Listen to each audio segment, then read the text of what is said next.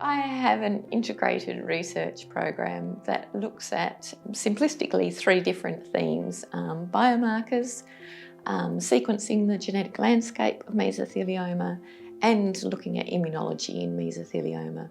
But all 3 of these themes have the same goal, and that is to improve outcomes for patients with asbestos-related disease.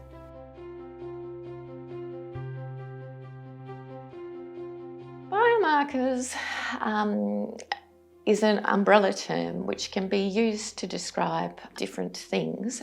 For my research, I tend to think of them as biological molecules that can be measured in the blood or the fluid or on the tumour samples. For a biomarker for cancer diagnosis, we'd see that either it was elevated and the cancer was there, or it was negative and there was no cancer.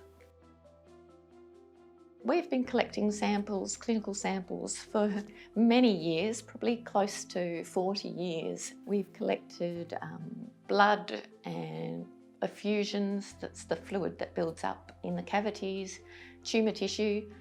We have collected a lot of urine. And these samples we collect not only from the mesothelioma patients, but also from other people, generally who present with different respiratory diseases in the respiratory clinics, but also from other departments within the hospital and also from the asbestos review program. And so having this collection of samples from different groups is really important when you're testing a biomarker, because you can look at the test and the controls.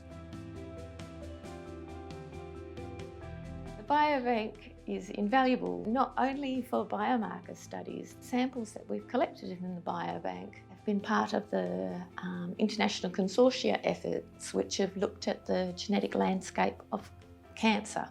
And the Cancer Genome Atlas, the TCGA, have characterised, I believe, over 30,000 different tumours worldwide.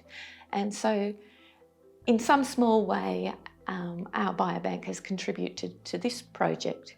And none of this would have been at all possible without the patients and people donating their clinical samples very altruistically, with no real expectation that they would get anything out of these studies, but in the hope that future people would be spared the devastation of this disease.